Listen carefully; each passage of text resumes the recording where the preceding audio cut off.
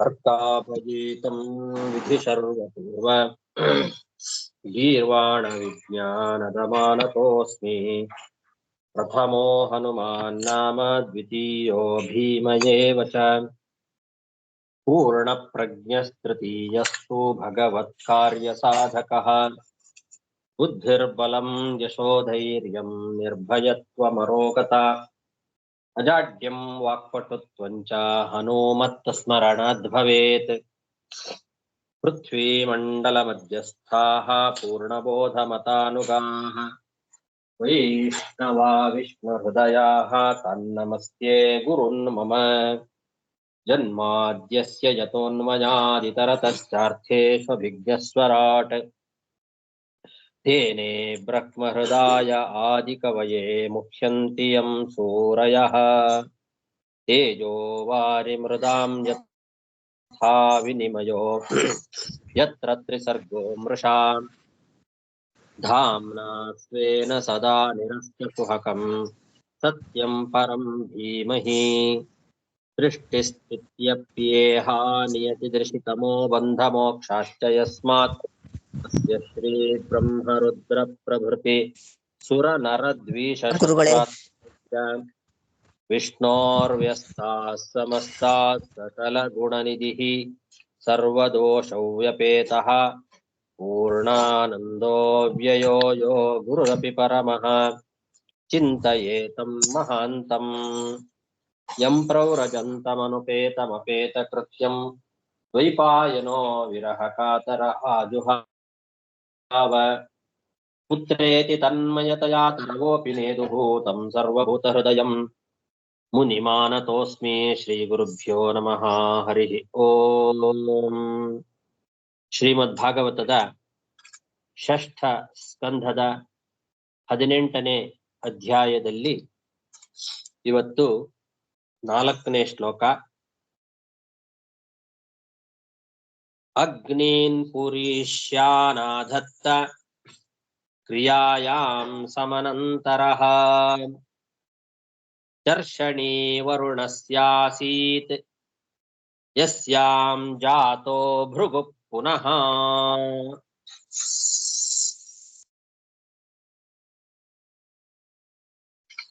ಆದಿತ್ಯರ ವಂಶ ಚರಿತ್ರೆಗಳನ್ನ ಮುಂದುವರಿಸ್ತಾ ಇದ್ದಾರೆ. ಹಿಂದೆ ಧಾತೃ ಎಂಬಂತಹ ಆದಿತ್ಯನ ಚರಿತ್ರೆಯನ್ನ ಹಿಂದಿನ ಶ್ಲೋಕದಲ್ಲಿ ಹೇಳಿದರು. ಆದಿತ್ಯರಲ್ಲಿ ಧಾತೃವಿನ ಅನಂತರದಲ್ಲಿ ಇರ್ತಕ್ಕಂಥವನು ವಿಧಾತೃ. ಆ ವಿಧಾತೃ ಎಂಬಂತಹ ಆದಿತ್ಯನ ಹೆಂಡತಿ ಕ್ರಿಯಾ. ಆ ವಿಧಾತೃನ ಪತ್ನಿಯಾದ ಕ್ರಿಯಾ ಎಂಬುವಳಲ್ಲಿ 5 ಮಂದಿ ಅಗ್ನಿಗಳು ಹುಟ್ಟಿದ್ರು. ಆ 5 ಮಂದಿ ಅಗ್ನಿಗಳಿಗೆ ಪುರೀಷ್ಯರು ಅಂತ ಹೆಸರು. ಆ 5 ಮಂದಿ ಅಗ್ನಿಗಳಿಗೆ ಪುರೀಷ್ಯ ಅಂತ ಕರೀತಾರೆ. ಅಗ್ನೇನ್ ಪುರೀಷ್ಯಾನ್ ಆಧತ್ತ. ಪುರೀಷ್ಯಾನ್ ಅಂದ್ರೆ ಪುರೀಷ್ಯ ಎಂಬ ಹೆಸರುಳ್ಳಂತಹ 5 ಮಂದಿ ಅಗ್ನಿಗಳನ್ನ ಆ ಕ್ರಿಯಾ ಎಂಬುವವಳು ಪಡೆದಿದ್ದಾಳೆ. ಆನಂತರ ವರುಣ ಎಂಬಂತಹ ಮತ್ತೊಬ್ಬ ಆದಿತ್ಯ, ವಿಧಾತೃವಿನ ಅನಂತರದಲ್ಲಿ ಬರುವಂತಹ ಆದಿತ್ಯನ ಹೆಸರು ವರುಣ. ಆ ವರುಣ ಎಂಬ ಆದಿತ್ಯನ ಹೆಂಡತಿ ಚರ್ಷಣಿ ಎಂಬುದಾಗಿ. ಆ ಚರ್ಷಣಿ ಎಂಬುವವಳು ಭೃಗು ಋಷಿಗಳನ್ನ ಮಗನನ್ನಾಗಿ ಪಡಿತಾಳೆ. ಈ ಭೃಗು ಋಷಿಗಳು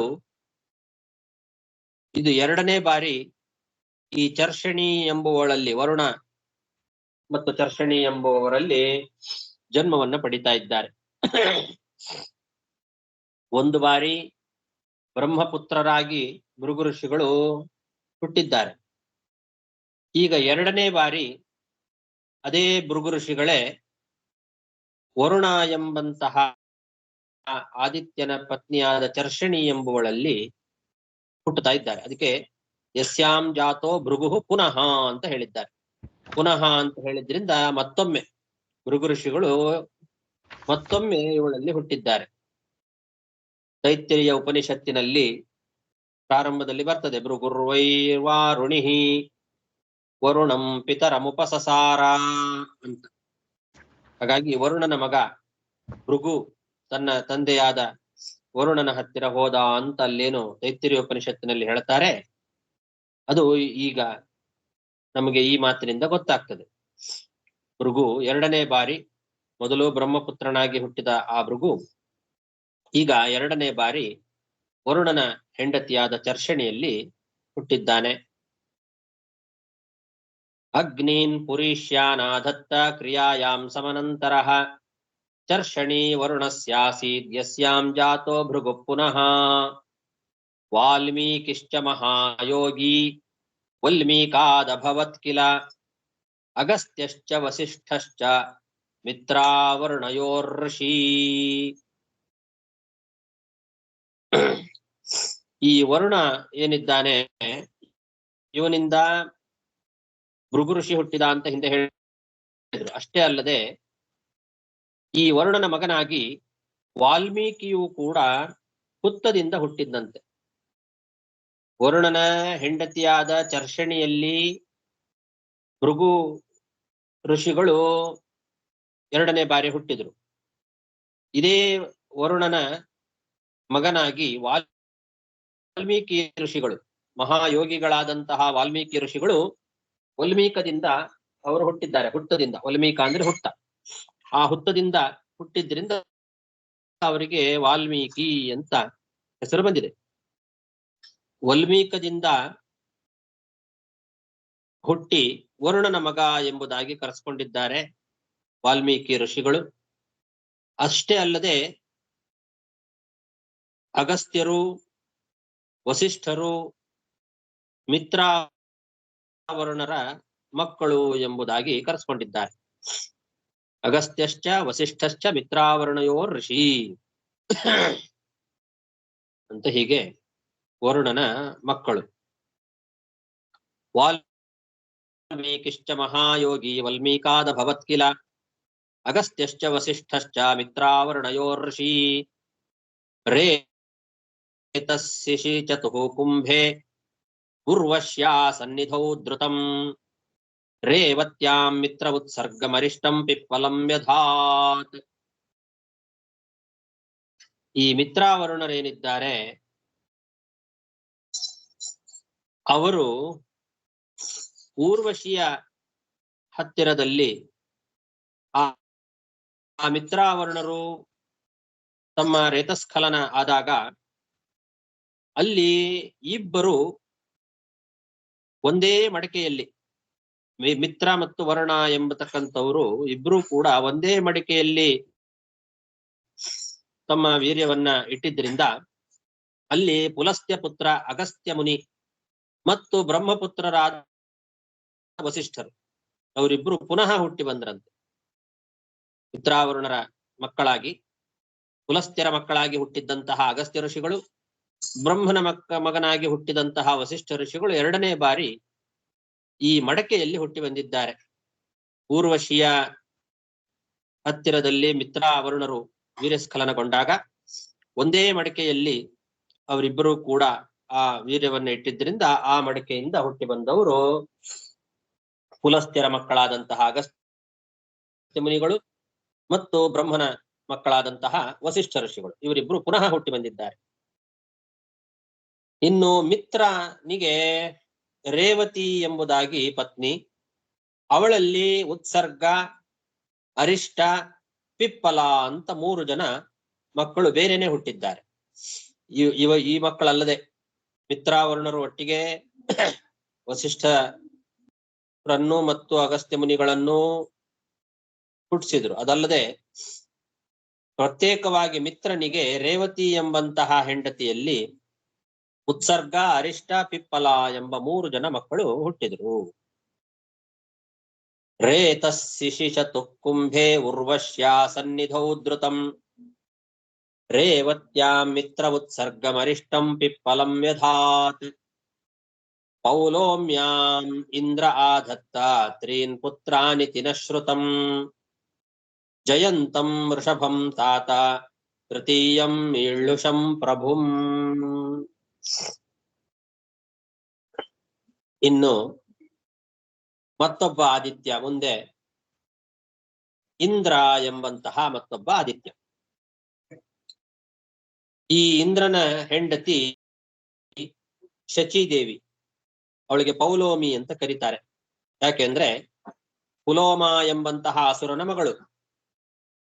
ಆ ಪುಲೋಮ ಎಂಬ ಅಸುರನ ಮಗಳಾದ್ರಿಂದ ಪೌಲೋಮಿ ಅಂತ ಕರೀತಾರೆ. ಶಚೀದೇವಿ, ಅವಳಿಗೆ ಹೆಸರು ಶಚಿ ಅಂತ, ಪೌಲೋಮಿ ಶಚಿ ಅಂತ ಕರೀತಾರೆ. ಆ ಶಚೀದೇವಿಯಲ್ಲಿ 3 ಜನ ಮಕ್ಕಳು ಹುಟ್ಟಿದ್ರು ಇಂದ್ರನಿಗೆ.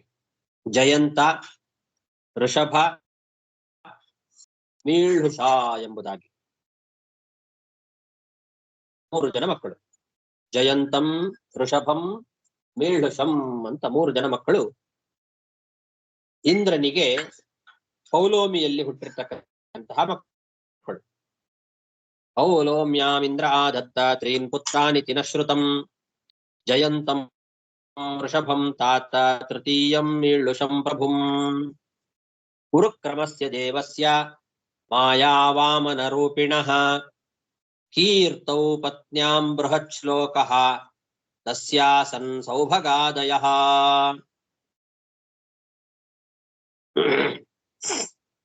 ಇನ್ನು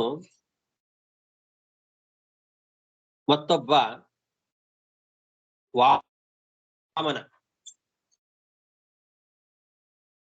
ಅದಿತಿಯಲ್ಲಿ ಬಂದಂತಹ ಮತ್ತೊಬ್ಬ ಆದಿತ್ಯ ವಾಮನ, ಸಾಕ್ಷಾತ್ ಭಗವಂತ ಉಪೇಂದ್ರ ಎಂಬುದಾಗಿ ಪ್ರಸಿದ್ಧನಾಗಿರ್ತಕ್ಕಂತಹ ಗುರುಕ್ರಮ ಎಂಬುದಾಗಿ ಕರೆಸಿಕೊಂಡಂತಹ ವಾಮನ ಮುಂದಿನ ಆದಿತ್ಯ, ಅವನ ಪತ್ನಿ ಕೀರ್ತಿ ಅಂತ. ಉಪೇಂದ್ರ ಗುರುಕ್ರಮ ಎಂಬುದಾಗಿ ಕರೆಸಿಕೊಂಡಿರ್ತಕ್ಕಂತಹ ವಾಮನನ ಹೆಂಡತಿ ಅವಳು ಮಾಯಾ ವಾಮನ ರೂಪಿಣಃ. ಅಂತಹ ಆ ಉರುಕ್ರಮನ ಪತ್ನಿ ಕೀರ್ತಿ. ಆ ಕೀರ್ತಿಯಲ್ಲಿ ಬೃಹತ್ ಶ್ಲೋಕ ಮಗನಾಗಿ ಹುಟ್ಟಿದ್ದಾನೆ. ವಾಮನನ ಹೆಂಡತಿಯಾದ ಕೀರ್ತಿಯಲ್ಲಿ ಬೃಹತ್ ಶ್ಲೋಕ ಎಂಬುವನು ಮಗನಾಗಿ ಹುಟ್ಟುತ್ತಾನೆ. ಆ ಬೃಹತ್ ಶ್ಲೋಕನಿಗೆ ಸೌಭಗ ಮುಂತಾದಂತಹ ಮಕ್ಕಳು ಹುಟ್ಟುತ್ತಾರೆ.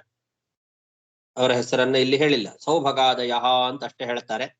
ಸೌಭಗ ಮೊದಲಾದಂತಹ ಮಕ್ಕಳು 7 ಜನ ಇದ್ದಾರೆ. ಅವರು ಆ ಬೃಹತ್ ಶ್ಲೋಕನಿಗೆ ಮಕ್ಕಳಾಗಿ ಹುಟ್ಟುತ್ತಾರೆ. ವಾಮನನ ಪತ್ನಿಯಾಗಿರ್ತಕ್ಕಂಥವಳು ಕೀರ್ತಿದೇವಿ. ಆ ವಾಮನ ಕೀರ್ತಿದೇವಿಯ ಮಗ ಬೃಹತ್ ಶ್ಲೋಕ. ಆ ಬೃಹತ್ ಶ್ಲೋಕನಿಗೆ ಸೌಭಗಾದಿಗಳು ಮಕ್ಕಳು. ಗುರುಕ್ರಮಸ್ಯ ದೇವಸ್ಯ ಮಾಯಾವಾಮನ ರೂಪಿಣಃ ಕೀರ್ತೌ ಪತ್ನ್ಯಾಂ ಬೃಹತ್ ಶ್ಲೋಕಃ ತಸ್ಯಾಸನ್ ಸೌಭಗಾದಯಃ. ತತ್ಕರ್ಮ ಗುಣ ವೀರ್ಯಾಣಿ ಕಾಶ್ಯಪಸ್ಯ ಮಹಾತ್ಮನಃ ಪಶ್ಚಾದ್ವಕ್ಷ್ಯಾಮಹೇದಿತ್ಯಾಂ ಯಥೈವಾವತತಾರಃ.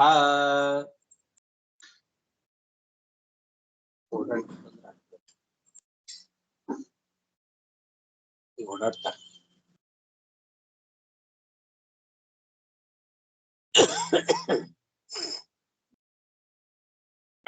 ವಾಮನ ಅವನು ಸಾಕ್ಷಾತ್ ಭಗವಂತ. ಕಶ್ಯಪರ ಹೆಂಡತಿಯಾದ ದೇವಿಯಲ್ಲಿ ಅವತಾರ ಮಾಡಿರ್ತಕ್ಕಂತಹ ಸಾಕ್ಷಾತ್ ಭಗವಂತನ ರೂಪ ಅದು. ಹಾಗಾಗಿ ಆ ವಾಮನನ ಬಗ್ಗೆ ಇಷ್ಟೇ ವಿಷಯವನ್ನ ಹೇಳಿ ಮುಗಿಸಿದ್ರೆ ಸಾಕಾಗೋದಿಲ್ಲ. ಆ ವಾಮನ ಇಲ್ಲಿ ಉರುಕ್ರಮಸ್ಯ ದೇವಸ್ಯ ಮಾಯಾ ವಾಮನ ರೂಪಿಣಃ ಅಂತ ಒಂದೇ 2 ಪಾದಗಳಲ್ಲಿ ಮಾತ್ರ ವಾಮನನ ಬಗ್ಗೆ ಹೇಳಿದ್ದಾರೆ. ಅಷ್ಟು ಹೇಳಿ ಅವನಿಗೆ ಕೀರ್ತಿ ಎಂಬಂತಹ ಹೆಂಡತಿಯಲ್ಲಿ ಹುಟ್ಟಿದ ಮಗ ಬೃಹತ್ ಶ್ಲೋಕ ಅಂತ ಹೇಳಿ ಮುಗಿಸ್ಬಿಟ್ಟಿದ್ದಾರೆ.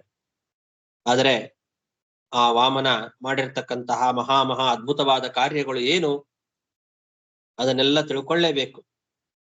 ಅದಕ್ಕೋಸ್ಕರ ಹೇಳ್ತಾ ಇದ್ದಾರೆ, ತತ್ಕರ್ಮ ಗುಣ ವೀರ್ಯಾಣಿ ಕಾಶ್ಯಪಸ್ಯ ಮಹಾತ್ಮನಃ. ಕಶ್ಯಪನ ಪತ್ನಿಯಲ್ಲಿ ಅದಿತಿಯಲ್ಲಿ ಅವತಾರ ಮಾಡಿರ್ತಕ್ಕಂತಹ ಆ ಭಗವಂತನ ವಾಮನನ ಮಹಾ ಕಾರ್ಯಗಳು ಅದನ್ನೆಲ್ಲ ನಾವು ಮುಂದೆ ಅಷ್ಟಮ ಸ್ಕಂದದಲ್ಲಿ ಹೇಳ್ತೇವೆ ಅಂತಾರೆ. ಅಲ್ಲಿ ವಿಸ್ತಾರವಾಗಿ ಈ ವಾಮನನ ಚರಿತ್ರೆಯನ್ನು ವರ್ಣನೆ ಮಾಡ್ತೇವೆ ಅಂತ ಹೇಳಿ ಮುಗಿಸ್ತಾ ಇದ್ದಾರೆ. ತತ್ಕರ್ಮ ಗುಣ ವೀರ್ಯಾಣಿ ಕಾಶ್ಯಪಸ್ಯ ಮಹಾತ್ಮನಃ ಪಶ್ಚಾದ್ವಕ್ಷ್ಯಾಮಹೇ ದಿತ್ಯಾಂ ಯಥೈವಾವತಾರಃ. ಅದಿತಿ ದೇವಿಯಲ್ಲಿ ವಾಮನ ಹೇಗೆ ಅವತಾರ ಮಾಡಿದ ಮತ್ತು ಅವನು ಮಾಡಿದ ಅದ್ಭುತವಾದ ಕಾರ್ಯಗಳೇನು ಅದೆಲ್ಲವನ್ನು ಕೂಡ ಮುಂದೆ ಅಷ್ಟಮ ಸ್ಕಂದದಲ್ಲಿ ಹೇಳ್ತೇವೆ. ಅಥ ದಾಯಾದಾನ್ ದೈತೇಯಾನ್ ಕೀರ್ತಯಾಮಿತೆ ಯತ್ರ ಭಾಗವತ ಶ್ರೀಮಾನ್ ಪ್ರಹ್ಲಾದೋ ಬಲಿರೇವ ಚ. ಇನ್ನು ಕಶ್ಯಪರ ಮತ್ತೊಬ್ಬ ಹೆಂಡತಿಯಾದ ದಿತಿದೇವಿಯ ಸಂತತಿಯನ್ನ ಹೇಳ್ತೇನೆ ಕೇಳು ಅಂತ ಇದ್ದಾರೆ. ಇದುವರೆಗೆ ಕಶ್ಯಪರ ಹೆಂಡತಿಯಾದ ಅದಿತಿಯ ಸಂತಾನದ ಬಗ್ಗೆ ಹೇಳ್ತಾ ಬಂದ್ರು. ಅದಿತಿಯಲ್ಲಿ ಅವತಾರ ಮಾಡಿರ್ತಕ್ಕಂತಹ 12 ಜನ ದ್ವಾದಶ ಆದಿತ್ಯರು ಅವರ ಬಗ್ಗೆ ಹೇಳಿ, ಈಗ ಅದೇ ಕಶ್ಯಪರ ಮತ್ತೊಬ್ಬ ಹೆಂಡತಿಯಾದ ದಿತಿದೇವಿಯ ಬಗ್ಗೆ, ಆ ದಿತಿದೇವಿಯ ಸಂತಾನವನ್ನ ಹೇಳ್ತೇನೆ ಕೇಳ್ರಿ. ಈ ಸಂತತಿಯಲ್ಲಿ ಅಂದ್ರೆ ದಿತಿದೇವಿಯ ಸಂತತಿಯಲ್ಲಿ ಕಶ್ಯಪರ ಮಕ್ಕಳಾಗಿ ದಿತಿದೇವಿಯ ಸಂತತಿಯಲ್ಲಿ ಬಂದವರು ಅದ್ಭುತವಾದ ಕಾರ್ಯಗಳನ್ನ ಮಾಡಿರ್ತಕ್ಕಂತಹ ಮಹಾವಿಷ್ಣು ಭಕ್ತರಿದ್ದಾರೆ. ಭಗವದ್ಭಕ್ತನಾದ ಶ್ರೀಮಾನ್ ಪ್ರಹ್ಲಾದ ಹಾಗೂ ಬಲಿಚಕ್ರವರ್ತಿ ಮೊದಲಾದವರೆಲ್ಲ ಈ ದಿತಿದೇವಿಯ ಸಂತತಿಯಲ್ಲಿ ಹುಟ್ಟಿದ್ದಾರೆ. ಅಂತಹ ದಿತಿದೇವಿಯ ಸಂತತಿಯನ್ನ ಹೇಳ್ತೇನೆ ಅಂತಾರೆ. ಅಥ ಕಾಶ್ಯಪದಾಯಾದಾನ್ ದೈತೇಯಾನ್ ಕೀರ್ತಯಾಮಿತೆ ಯತ್ರ ಭಾಗವತ ಶ್ರೀಮಾನ್ ಪ್ರಹ್ಲಾದೋ ಬಲಿರೇವ ಚ. ದಿತೇರ್ದ್ವಾವೇವ ದಾಯಾದೌ ದೈತ್ಯದಾನವ ವಂದಿತೌ ಹಿರಣ್ಯಕಶಿಪುರ್ನಾಮ ಹಿರಣ್ಯಾಕ್ಷಶ್ಚ ಕೀರ್ತಿತೌ. ಏನಂದ್ರೆ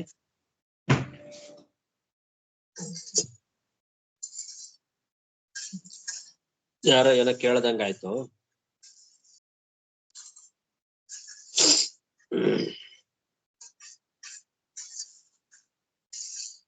ದಿತಿದೇವಿಯ ಸಂತತಿಯನ್ನ ಹೇಳಲಿಕ್ಕೆ ಪ್ರಾರಂಭ ಮಾಡಿದ್ದಾರೆ. ದಿತಿ ದೇವಿಗೆ ಹಿರಣ್ಯ ಕಶಿಪು ಮತ್ತು ಹಿರಣ್ಯಾಕ್ಷ ಎಂಬುದಾಗಿ ಇಬ್ಬರು ಮಕ್ಕಳಿದ್ರು. ಅವರು ದೈತ್ಯ ದಾನವ ವಂದಿತವು, ಮಹಾಪರಾಕ್ರಮಿಗಳು. ದೈತ್ಯರು ದಾನವರು ಎಲ್ಲರಿಗೂ ವಂದ್ಯರಾಗಿರ್ತಕ್ಕಂಥವ್ರು. ದೈತ್ಯರು ದಾನವರೆಲ್ಲರೂ ಕೂಡ ಅವರನ್ನ ಪೂಜೆ ಮಾಡ್ತಿದ್ರು, ನಮಸ್ಕಾರ ಮಾಡ್ತಿದ್ರು ಅವರಿಗೆ. ಅಂತಹ ಇಬ್ಬರು ಮಕ್ಕಳು ಹಿರಣ್ಯಕಶಿಪು ಮತ್ತು ಹಿರಣ್ಯಾಕ್ಷ ಎಂಬುದಾಗಿ ಇಬ್ಬರು ಮಕ್ಕಳು ದಿತಿದೇವಿಗೆ. ದಿತೇರ್ದ್ವಾವೇವ ದಾಯಾದೌ ದೈತ್ಯದಾನವ ವಂದಿತೌ ಹಿರಣ್ಯಕಶಿಪುರ್ನಾಮ ಹಿರಣ್ಯಾಕ್ಷಶ್ಚ ಕೀರ್ತಿತೌ. ಹಿರಣ್ಯಕಶಿಪೋರ್ಭಾರ್ಯಾ ಕಯಾಧುರ್ನಾಮ ದಾನವಿ ಜಂಭಸ್ಯ ತನಯಾ ದತ್ತಾ ಸುಷುವೆ ಚತುರಸ್ಸುತಾನ್. ಅದರಲ್ಲಿ ಹಿರಣ್ಯಕಶಿಪುವಿನ ಹೆಂಡತಿ ಕಯಾಧು ಅಂತ ಒಬ್ಬ ದಾನವಿ, ದಾನವರ ಮಗಳು. ಕಯಾಧು ಅಂತ ಅವಳಿಗೆ ಹೆಸರು, ಹಿರಣ್ಯಕಶಿಪುವಿನ ಹೆಂಡತಿ. ಕಯಾಧುವಿನ ಅಪ್ಪ ಜಂಭ ಅಂತ ಅವನಿಗೆ ಹೆಸರು. ಜಂಭಸ್ಯ ತನಯ, ಜಂಭ ಎಂಬಂತಹ ದಾನವನ ಮಗಳು. ಹಾಗಾಗಿ ಕಯಾಧು ದಾನವಿ, ಜಂಭ ಎಂಬ ದಾನವನ ಮಗಳಾದ ದಾನವಿ ಕಯಾಧು, ಅವಳು ಹಿರಣ್ಯಕಶಿಪುವಿನ ಹೆಂಡತಿ. ದೈತ್ಯನಾದಂತಹ ಹಿರಣ್ಯಕಶಿಪುವಿಗೆ, ದೈತ್ಯ ಅಂದ್ರೆ ದಿತಿದೇವಿಯ ಮಗ ಅಂತ ಅರ್ಥ, ದಾನವಿ ಅಂದ್ರೆ ದಾನವನ ಮಗಳು ಅಂತ ಅರ್ಥ. ಜಂಭ ಎಂಬಂತಹ ದಾನವನ ಮಗಳಾದಂತಹ ಕಯಾಧು ದೈತ್ಯನಾದ ಹಿರಣ್ಯಕಶಿಪುವಿನ ಹೆಂಡತಿ ಆಗಿದ್ದಾಳೆ. ಅವಳಿಗೆ 4 ಜನ ಮಕ್ಕಳು. ಕಯಾಧುವಿಗೆ 4 ಜನ ಮಕ್ಕಳು. ಹಿರಣ್ಯಕಶಿಪೋರ್ಭಾರ್ಯ ಕಯಾಧುರ್ನಾಮ ದಾನವಿ ಜಂಭಸ್ಯ ತನಯಾ ದತ್ತ ಸುಷುವೆ ಚತುರಸ್ಸುತಾನ್. ಯಾರವರು 4 ಜನ ಮಕ್ಕಳು ಅಂದ್ರೆ ಸಲ್ಲಾದಂ ಪ್ರಾಗನುಲ್ಲಾದಂ ಪ್ರಹ್ಲಾದಂ ಹ್ಲಾದಮೇವ ಚ ತತ್ ಸ್ವಸಾ ಸಿಂಹಿಕಾ ನಾಮ ರಾಹುಂ ವಿಪ್ರಚಿತೋಗ್ರಹೀತ್. ಕಯಾಧು ಹಿರಣ್ಯಕಶಿಪುವಿನ ಹೆಂಡತಿ, ಅವಳ ಮಕ್ಕಳಲ್ಲಿ ಮೊದಲನೆಯವನು ಪ್ರಹ್ಲಾದ. ಪ್ರಹ್ಲಾದನ ನಂತರದಲ್ಲಿ ಸಲ್ಹಾದ, ಆಮೇಲೆ ಅನುಲ್ಹಾದ, ಆಮೇಲೆ ಹ್ಲಾದ ಅಂತ ಹೀಗೆ 4 ಜನ ಮಕ್ಕಳು. ಪ್ರಹ್ಲಾದ, ಸಲ್ಹಾದ, ಅನುಲ್ಹಾದ, ಹ್ಲಾದ ಅಂತ 4 ಜನ ಗಂಡು ಮಕ್ಕಳು. ಈ 4 ಜನ ಗಂಡು ಮಕ್ಕಳಿಗೆ ತಂಗಿಯಾಗಿ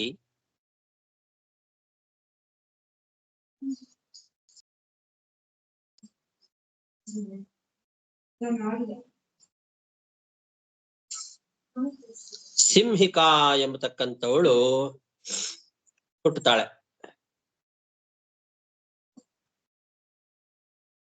ಹಿರಣ್ಯಕಶಿಪುವಿನ ಮಗಳಾಗಿ ಈ ಪ್ರಹ್ಲಾದ, ಸಲ್ಹಾದ, ಅನುಲ್ಹಾದ ಮತ್ತು ಲ್ಹಾದರ ತಂಗಿ ಸಿಂಹಿಕಾ ಅಂತ ತತ್ ಸ್ವಸಾ ಅಂತ ಹೇಳಿದ್ದಾರೆ. ತತ್ ಸ್ವಸಾ ಅಂದ್ರೆ ಈ 4 ಜನರ ತಂಗಿ. ಸಿಂಹಿಕಾ ನಾಮ, ಅವಳಿಗೆ ಸಿಂಹಿಕಾ ಅಂತ ಹೆಸರು. ಈ ಸಿಂಹಿಕಾ ಅಂತನ್ನೋಳೆ ಮುಂದೆ ವಿಪ್ರಚಿತ್ತಿಯನ್ನ ಮದುವೆ ಮಾಡ್ಕೊಳ್ತಾಳೆ.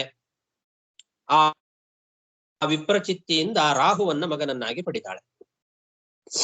ವಿಪ್ರಚಿತ್ತಿ ಮತ್ತು ಸಿಂಹಿಕಾ ಇವರ ಮಗನೇ ರಾಹು. ವಿಪ್ರಚಿತ್ತಿ ಅವನು ಒಬ್ಬ ಮಹಾದುಷ್ಟ. ಆ ವಿಪ್ರಚಿತ್ತಿಯನ್ನ ಈ ಸಿಂಹಿಕೆ ಮದುವೆ ಮಾಡ್ಕೊಳ್ತಾಳೆ. ವಿಪ್ರಚಿತ್ತಿ ಮತ್ತು ಸಿಂಹಿಕೆಯಿಂದ ಹುಟ್ಟುವವನೇ ರಾಹು. ಅಂತಹ ಸಿಂಹಿಕಾ ದೇವಿ ಪ್ರಹ್ಲಾದ, ಅನುಲ್ಹಾದ, ಸಲ್ಹಾದ, ಲ್ಹಾದರ ತಂಗಿ. ಹೀಗೆ ಒಟ್ಟು 5 ಜನ ಮಕ್ಕಳು ಇವಳಿಗೆ, ಕಯಾದುವಿಗೆ. 4 ಜನ ಗಂಡು ಮಕ್ಕಳು, ಸಿಂಹಿಕಾ ಎಂಬಂತಹ ಒಬ್ಬ ಹೆಣ್ಣು ಮಗು.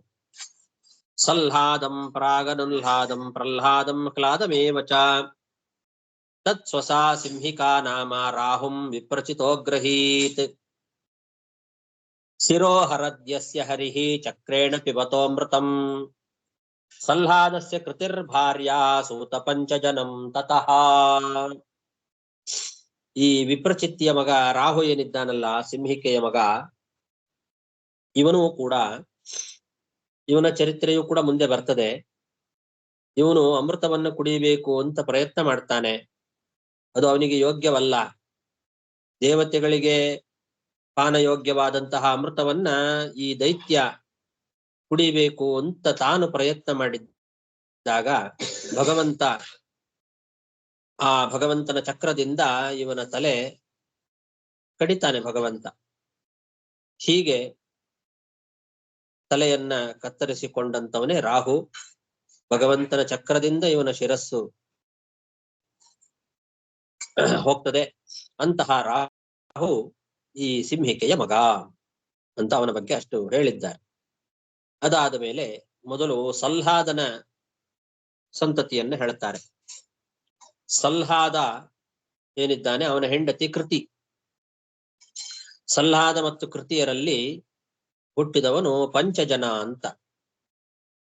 ಪಂಚಜನ ಎಂಬಂತವನು ಸಲ್ಹಾದ ಮತ್ತು ಕೃತಿಯ ಮಗ. ಶಿರೋಹರದ್ಯಸ್ಯ ಹರಿಃ ಚಕ್ರೇಣ ಪಿಬತೋಮೃತಂ ಸಲ್ಹಾದಸ್ಯ ಕೃತಿರ್ಭಾರ್ಯಾ ಸೂತ ಪಂಚಜನಂ ತತಃ ಹ್ಲಾದಸ್ಯ ಧಮನಿರ್ಭಾರ್ಯಾ ಸೂತವಾತಾಪಿ ಮಿಲ್ವಲಂ ಯೋಗಸ್ತ್ಯಾಯಾಪ್ಯತಿಥಯೇ ಪೇಚೆ ವಾತಾಪಿ ಮಿಲ್ವಲಃ. ಇನ್ನು ಹ್ಲಾದ ಅನ್ನೋನು ಇದ್ದಾನಲ್ಲ, ಆ ಹ್ಲಾದನ ಹೆಂಡತಿ ಹೆಸರು ಧಮನಿ. ಹ್ಲಾದ ಮತ್ತು ಧಮನಿ ಇವರ ಮಕ್ಕಳು ವಾತಾಪಿ ಮತ್ತು ಇಲ್ವಲ ಅಂತ.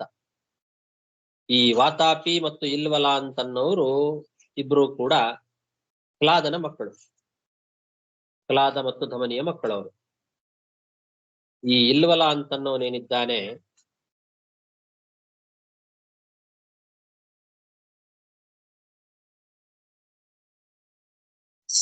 ಇವರು ಅಗಸ್ತ್ಯ ಋಷಿಗಳು. ಅಗಸ್ತ್ಯಾಯ ಅಪಿ ಅತಿಥಯೇ ಪೇಚೆ ವಾತಾಪಿ ಮಿಲ್ವಲಃ. ಅಗಸ್ತ್ಯ ಋಷಿಗಳು ಒಂದ್ಸಲ ಅತಿಥಿಗಳಾಗಿ ಬಂದಾಗ ಈ ಇಲ್ವಲ ಏನ್ ಮಾಡ್ತಾನೆ, ವಾತಾಪಿಯನ್ನ ಬೇಯಿಸಿ ತಿನ್ನಿಸ್ತಾನೆ ಅಗಸ್ತ್ಯರಿಗೆ. ಅದು ಕತೆ ಬೇರೆ ಇದೆ. ಇಲ್ಲಿ ಅಷ್ಟೇ ಹೇಳುತ್ತಾರೆ, ಅಗಸ್ತ್ಯ ಋಷಿಗಳು ಅತಿಥಿಗಳಾಗಿ ಬಂದಾಗ ವಾತಾಪಿಯನ್ನೇ ಬೇಯಿಸಿ ಅವರಿಗೆ ತಿನ್ನಿಸಿದ ಈ ಇಲ್ವಲ ಅಂತವನು ಇಲ್ವಲ. ಹೀಗೆ ಇಲ್ವಲ ಮತ್ತು ವಾತಾಪಿ ಇವರಿಬ್ಬರು ಕೂಡ ಧಮನಿಯ ಮಕ್ಕಳು, ಕ್ಲಾದನ ಮಕ್ಕಳು. ಕ್ಲಾದಸ್ಯ ಧಮನಿರ್ಭಾರ್ಯ ಸೂತವಾತಾಪಿ ಮಿಲ್ವಲಂ ಯೋ ಅಗಸ್ತ್ಯಾಯಾಪ್ಯತಿಥಯೇ ಏಚೇ ವಾತಾಪಿ ಮಿಲ್ವಲಃ. ಸಾಕು, ಅಲ್ಲಿಗೆ 15 ಶ್ಲೋಕ ಆಯ್ತು. ಶ್ರೀಕೃಷ್ಣ ಅರ್ಪಣಮಸ್ತು. ಒಂದು 2-3 ಪ್ರಶ್ನೆ ಕೇಳಿ ಬಂದೆ. ನಮಸ್ಕಾರ ಗುರು.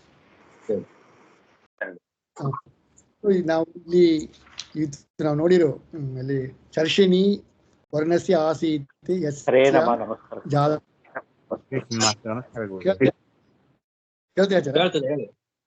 ಯಾರೋ ನಡುವೆ ಮಾತಾಡ. ಚರ್ಷಿಣಿ ವರ್ಣಸ್ಯ ಆಸೀತ್ ಯಸ್ಯಾಂ ಜಾತೋ ಭೃಗು ಪುನಃ ಹಂಗೆ ನೋಡಿರಿ ನಾವು, ರೈಟ್? ನಾವು ಮಹಾಭಾರತದಲ್ಲಿ ಬಂದು ಆದಿಪರ್ವದಲ್ಲಿ ಬಂದು ನೋಡ ಅಂತಲ್ಲ, ಅಲ್ಲಿ ಶ್ಲೋಕ ಹೆಂಗಿದೆ, ಎರಡು ಹೆಂಗೆ ಕೂಡ್ಸಂಬಾದು ನನ್ನ ಕ್ವಶ್ಚನ್. ಭೃಗು ಮಹಾರ್ಷಿ ಭಗವಾನ್ ಬ್ರಹ್ಮಣ ವೈ ಸ್ವಯಂಭುವಾಹ ವರ್ಣಸ್ಯ ಕೃತೌ ಜಾತಕ ಪಾವಕಾದಿತಿ ನಗ ಶ್ರುತಂ. ಸೊ ಅಲ್ಲಿ ಬಂದು ವರ್ಣ ನೋಡಿಯ ಒಂದು ಯಜ್ಞದಿಂದ ಬಂದು ಹುಟ್ಟಿದ ಎಂಬ ಒಂದು ಮಾತು ಬರ್ತಲ್ಲಿ, ರೈಟ್?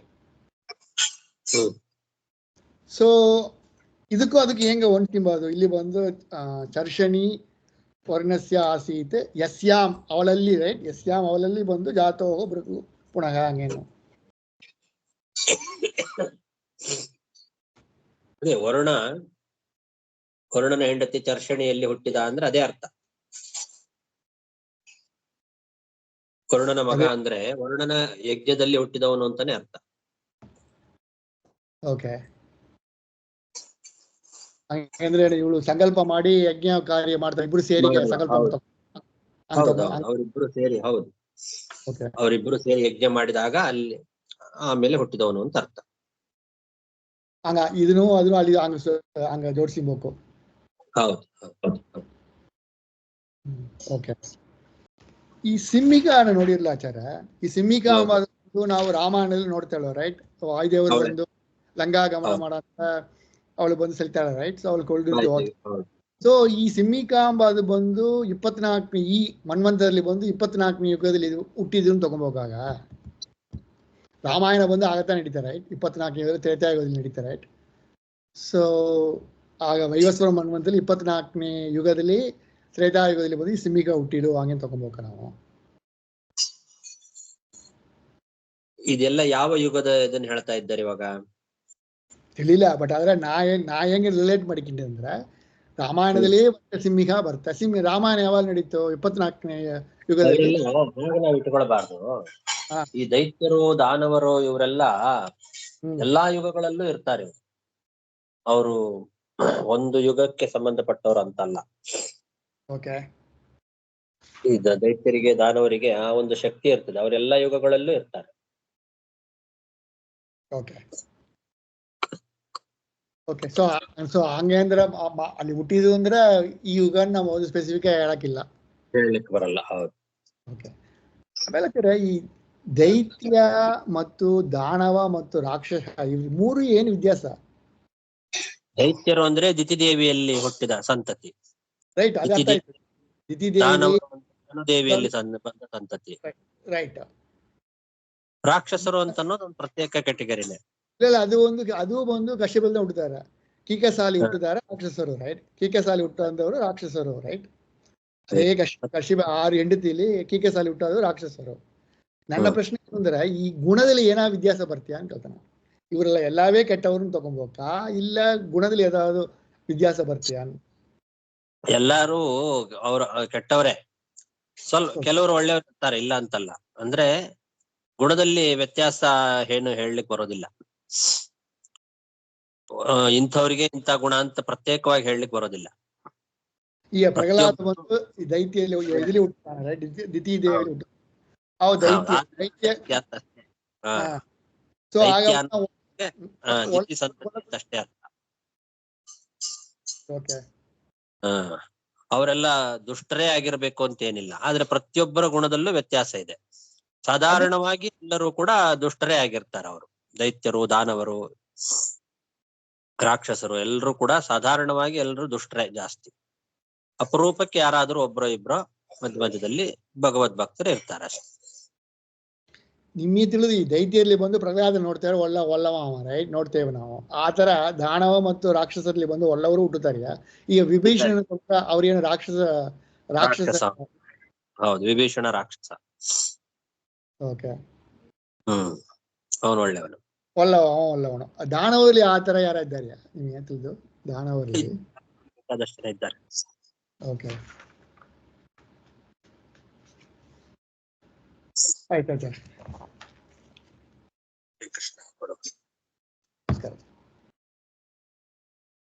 ಹರೇಶ್ ನ್ಯೂಸ ಗುರುಗಳೇ. ಈ ವಾತಾಪಿ ಜೀರ್ಣೋಭವತ್ ಅಂತ ಹೇಳ್ತಾರಲ್ಲ, ಅತ್ತಾನೆ ಗುರುಗಳ ಕತೆ.